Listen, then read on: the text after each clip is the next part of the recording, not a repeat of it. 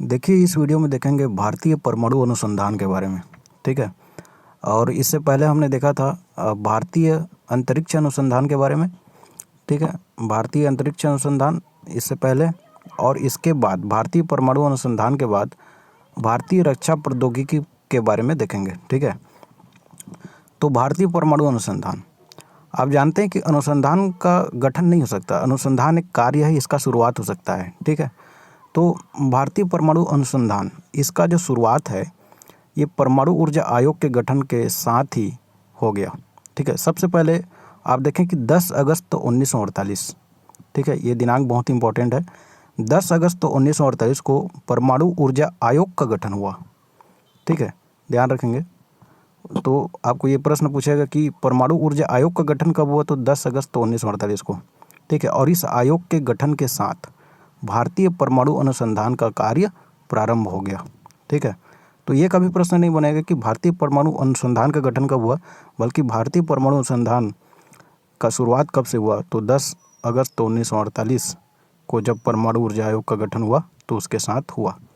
ठीक है। और उसके बाद देखें 3 अगस्त 1954 को परमाणु ऊर्जा विभाग का गठन हुआ। ठीक है। तो आप एक चीज़ देखें, आयोग बोलता है तो आयोग आपका छोटी इकाई हो गया, और यदि विभाग बोलता है तो विभाग बड़ी इकाई हो गया।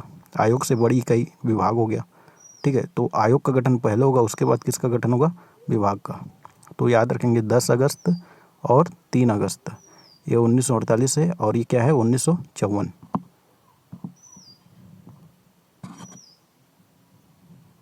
मतलब हम इतना तो समझ में आ गया कि विभाग के अंदर या विभाग के अंतर्गत क्या होगा, आयोग होगा। सबसे ऊपर विभाग हो, और इससे भी ऊपर क्या होगा, आपका पीएमओ होगा। ठीक है।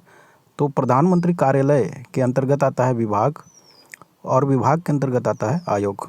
और इसका गठन हुआ था, आयोग का गठन हुआ था 1948 में, और विभाग का गठन हुआ था 1954 में। ठीक है। इसके बाद देखिए आगे आपका भाभा परमाणु अनुसंधान केंद्र, भाभा एटॉमिक रिसर्च सेंटर। तो इसका स्थापना हुआ ट्रॉम्बे में।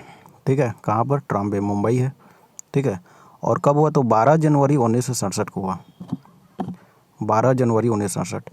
एक्चुअली इसके पीछे कहानी ये है कि आप सबसे पहले तो देखें कि मैंने बताया कि 1948 में भी आयोग का गठन हुआ। आयोग बना कब, 1948 में। और उसके बाद इसको बनाया गया विभाग, आयोग को बनाया गया विभाग 1954 में। ठीक है।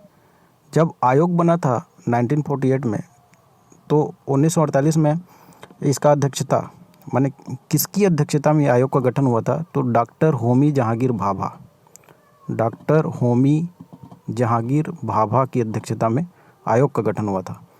और विभाग का गठन हुआ था 1954 में। तो पंडित जवाहरलाल नेहरू उस समय प्रधानमंत्री थे, पंडित जवाहरलाल नेहरू। तो पंडित जवाहरलाल नेहरू की अध्यक्षता में विभाग का गठन हुआ था। अब इसी विभाग को आगे बना दिया जाएगा आपका 1967 में, पर बार्क बना दिया जाएगा। क्या बना दिया जाएगा, बार्क। बार्क मतलब कि Bhabha atomic research centre, Bhabha परमाणु अनुसंधान केंद्र। ठीक है। एक्चुअली में ये जो विभाग है इसी का नाम को कन्वर्ट करके बनाया गया है। ठीक है। और एक चीज़ देखें, ये है 1967 में, और इससे पहले 1966 आता है। तो 1966 में आपका महान वैज्ञानिक डॉक्टर होमी जहांगीर भाभा, जिनके अध्यक्षता में परमाणु अनुसंधान का कार्य जो है प्रारंभ हुआ था, तो इनका जो है मृत्यु हो जाता है अचानक से विमान दुर्घटना में। ठीक है। 1966 में विमान दुर्घटना में इनका क्या हो जाता है, मृत्यु। तो इनको श्रद्धांजलि देने के एवज में 1967 में बार्क की स्थापना किया जाता है। विभाग का नाम को बदल करके क्या रख दिया जाता है, भाभा परमाणु अनुसंधान केंद्र। ठीक है। तो ये बार्क है, ये क्या है, तो ये क्या है, बार्क है। ठीक है। और बार्क का गठन हुआ था 1967 में। इससे पहले 1966 में क्या हो गया था, डॉक्टर होमी जहांगीर भाभा का मृत्यु हो गया था विमान दुर्घटना से, और उन्हीं को श्रद्धांजलि देने के लिए 1967 में जो विभाग था परमाणु विभाग, उसका नाम को बदल करके क्या रख दिया गया, बार्क रख दिया गया।